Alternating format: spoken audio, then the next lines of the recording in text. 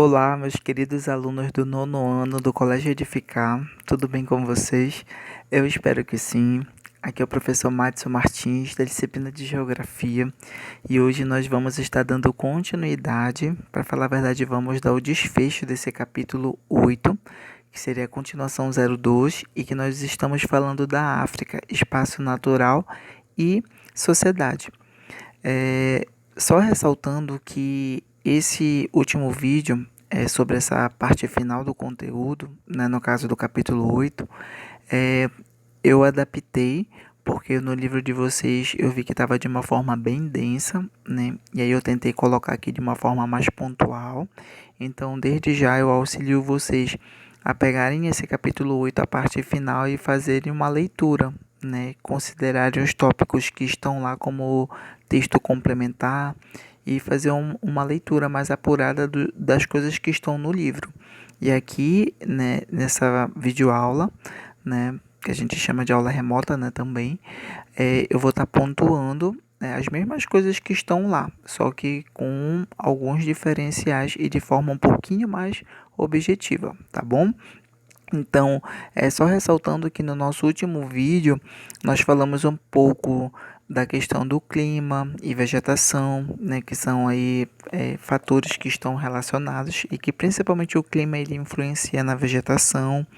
A partir disso, nós falamos um pouco sobre a regionalização, né, da África como um todo e principalmente de uma das formas, que é aquela que envolve a África Islâmica, que é aquela parte do continente que está ao norte, e a África subsaariana, que está ao sul, né?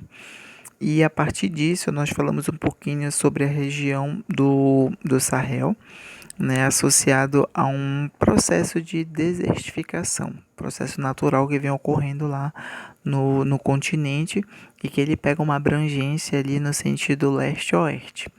A partir disso, nós vamos falar aqui um pouquinho sobre as causas das desigualdades no continente africano. Então, o continente ele é um grande produtor e exportador de produtos oriundos da produção agrícola. No entanto, não consegue alimentar sua população. A África ela apresenta um elevadíssimo número de subnutridos. Isso lhe dá a condição de pior no mundo nesse aspecto. Né? Quando a gente fala que uma pessoa ela é subnutrida, é que ela não tem ali aquela quantidade mínima de calorias dos alimentos necessários para que ela faça, para que faça ela ser bem nutrida. Né? Então, aquela pessoa ou criança que está ali abaixo, né, do que deveria consumir, no caso diariamente. Então, o continente ele se caracteriza pela presença da fome, realidade que aumenta a cada dia. Os países que mais sofrem com a fome são Etiópia, Somália, Sudão, Moçambique, Malawi, Libéria e Angola.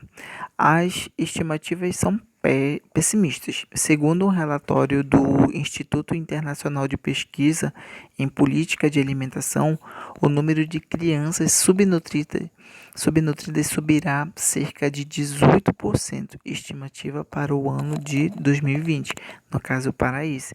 E aí a gente fazendo já uma comparação com um período que a gente está, que essa estimativa ela não contava com um ano de pandemia. Então a situação talvez ela esteja um pouquinho pior do que essa estimativa aí, porque em tempos de pandemia a gente sabe que aumenta e muito a questão do desemprego e de outras situações que vão acabar influenciando nesse quesito aí, né, da fome, né?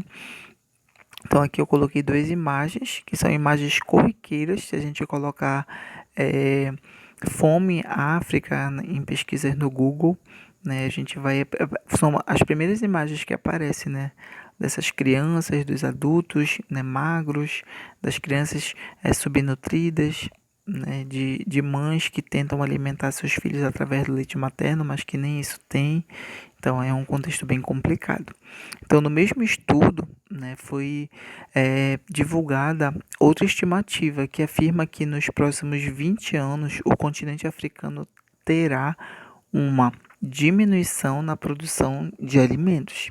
em cerca de 20%, fato desencadeado pelos conflitos internos, que a gente sabe que são muitos.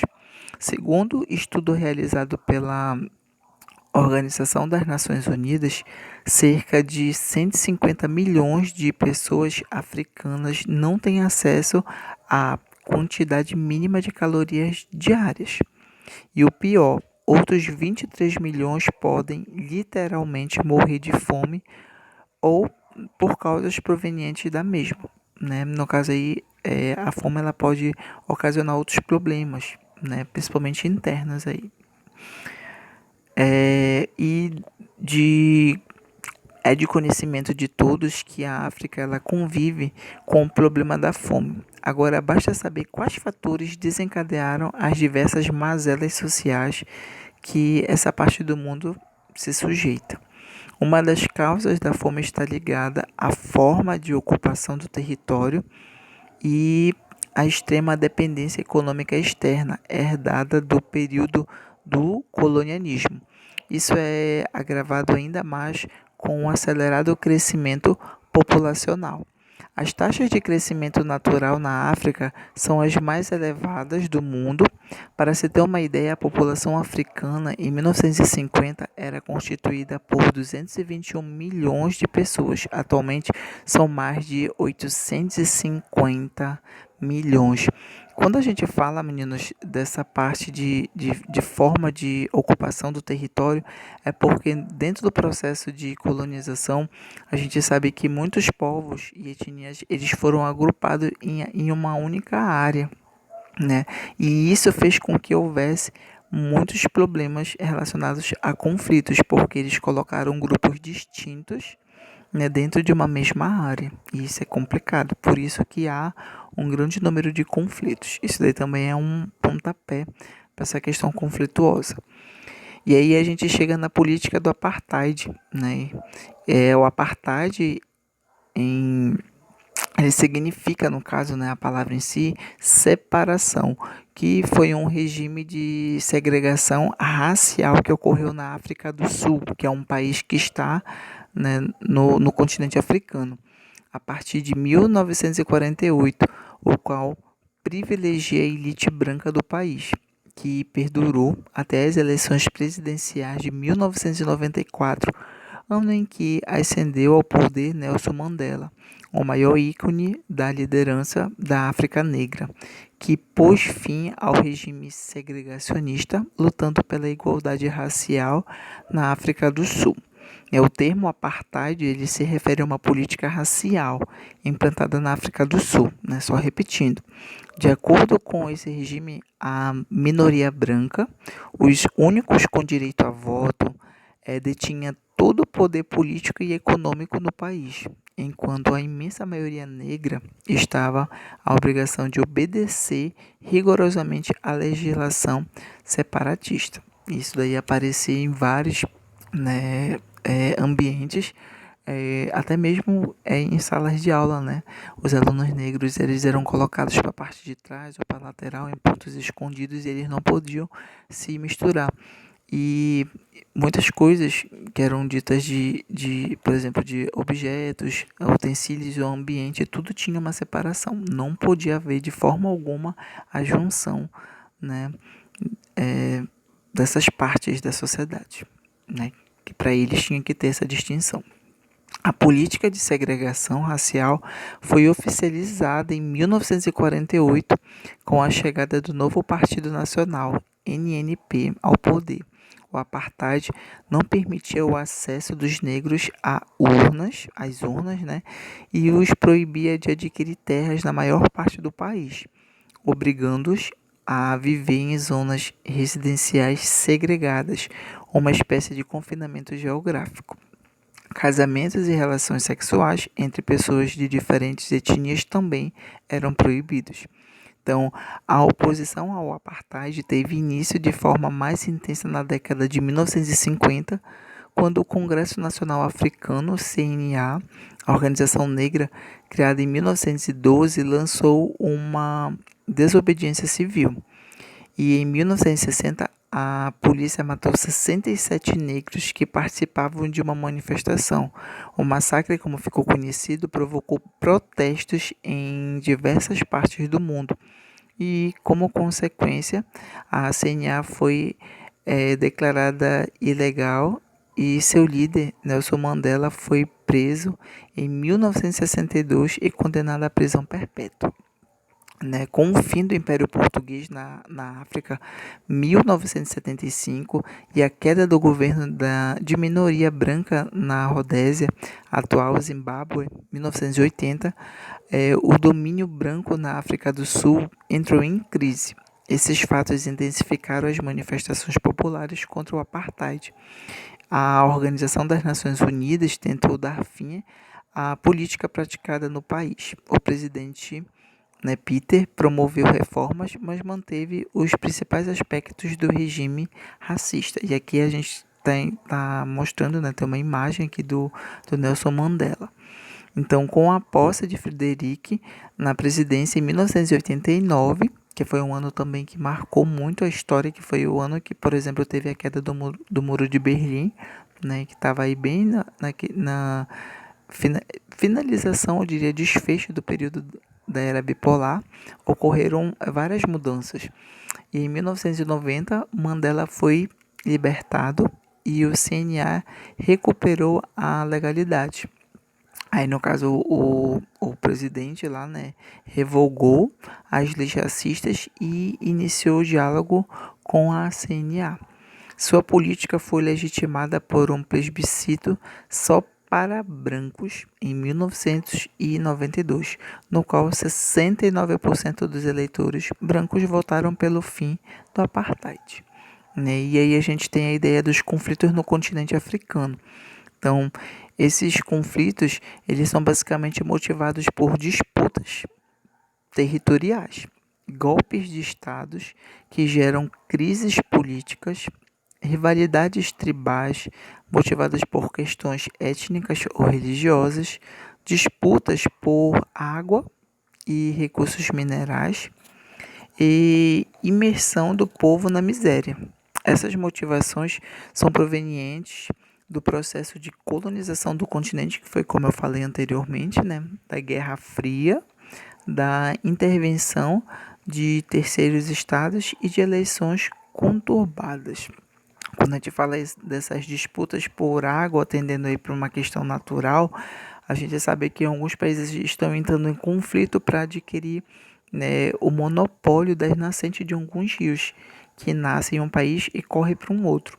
Então, quando aí chega a questão de chegar a faltar esse recurso, também ele é motivo de conflito. Né? Então, os principais conflitos na África acontecem nos seguintes países, que seria Sudão e Sudão do Sul, Nigéria, Ruanda, Mali, Burundi, República Democrática do Congo e Angola. E aqui eu coloquei alguns exemplos, como o Sudão, que tem uma história marcada por muitos conflitos e guerras civis, é um país abundante em petróleo e em recursos minerais, como ouro. A Primeira Guerra Civil Sudanesa ocorreu entre os anos de 1955 e 1972.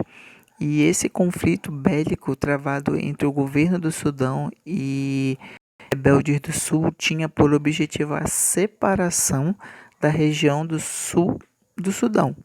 Essa guerra civil dizimou cerca de 500.000 de pessoas. Cessou com um acordo conhecido como Tratado de Addis Abeba, né, que afirmou a independência e autonomia da região sul do Sudão, criando então o Sudão do Sul. Né? Aqui é um outro conflito que ocorre no país, que é a Nigéria, no caso, né, que enfrenta conflitos de ordem religiosa e por disputas de recursos naturais. Na região norte do país concentram-se muçulmanos, na região sul concentram-se cristãos. O conflito entre essas duas ordens religiosas já deixou milhares de pessoas mortas desde o ano de 1953. Né? Aqui nessa imagem ao lado a gente está vendo onde fica a localização desse país, que fica na parte oeste do continente, no caso. Em 2009, o conflito iniciado pelo Boko Haram, uma organização terrorista, vitimou mais de 15 mil pessoas com o objetivo de combater os princípios ocidentais. Em 2014, esse grupo radical islâmico ganhou notoriedade quando raptou cerca de 270 mulheres nigerianas para serem escravas sexuais e para serem usadas em combates. Um outro país é a Ruanda, né? É um país do centro-oriental da África e é formado pelos grupos étnicos Hutus, que representam cerca de 85% da população, e Tutsis, uma minoria que dominou o país por um longo período. Desde a colonização, acentuou-se uma grande rivalidade entre os povos Hutus e Tutsis. Entre os anos de 1990 e 1994 ocorreu a Guerra Civil de Ruanda. Aqui a gente está vendo, né, nessa imagem ao lado da localização, né, dessa área dentro do continente, que é bem pequenininho, né? Fica na parte central. O maior desdobramento dessa guerra civil ocorreu em 1994 e ficou conhecido como Genocídio de Ruanda. O presidente, né, ele foi assassinado. Extremistas Hutus, então, começaram um intenso massacre que vitimou 800 mil pessoas em Ruanda. Atualmente, como forma de evitar outros conflitos, é ilegal falar sobre etnia no país. O genocídio, além de dizimar o país, empobreceu ainda mais a população que vive em estado de miséria, né? Assim como muitos outros países, né, do continente. Considerado um dos países mais pobres do mundo, Burundi encontra-se imerso, né, nas consequências de 12 anos de guerra civil. Durante os anos de 1993 e 2004, o território sofreu com a intensificação de conflitos étnicos entre Hutus, que representam cerca de 85% da população, e Tutsis, que representam aproximadamente 14%. E aqui ao lado a gente tem a imagem que fica, Burundi fica bem abaixo de Ruanda, né? Por isso que aparenta ser a mesma posição, mas não é, tá? Ele fica bem embaixo mesmo. Então, no ano de 1972, os Hutus levantaram-se contra o poder que estava nas mãos dos Tutsis, sofrendo uma grande represália que deixou cerca de 200 mil Hutus mortos. Em 1993, os Tutsis assassinaram o presidente Hutu, dando início a uma guerra civil entre as duas etnias. Em 2006, houve um acordo de paz para cessar fogo, porém a situação de Burundi ainda é conflituosa e a gente consegue ver que os conflitos eles estão relacionados à questão religiosa, à questão étnica, à questão por recursos naturais, né? E que é um país que infelizmente sofre aí com muita pobreza, com muita fome. É o continente mais pobre do mundo, com exceção de alguns países ali dentro do continente que tem um diferencial econômico, mas por conta da administração, de um processo histórico e de um melhor remanejamento aí dos recursos naturais, tá bom? Então, por hoje era isso que a gente tinha para tratar. Façam a leitura do livro, façam as atividades que estão também no livro. Se tiverem alguma dúvida sobre o conteúdo ou até mesmo sobre a atividade, eu estou disponível para auxiliá-los, tá bom? E na próxima aula a gente continua. Até mais.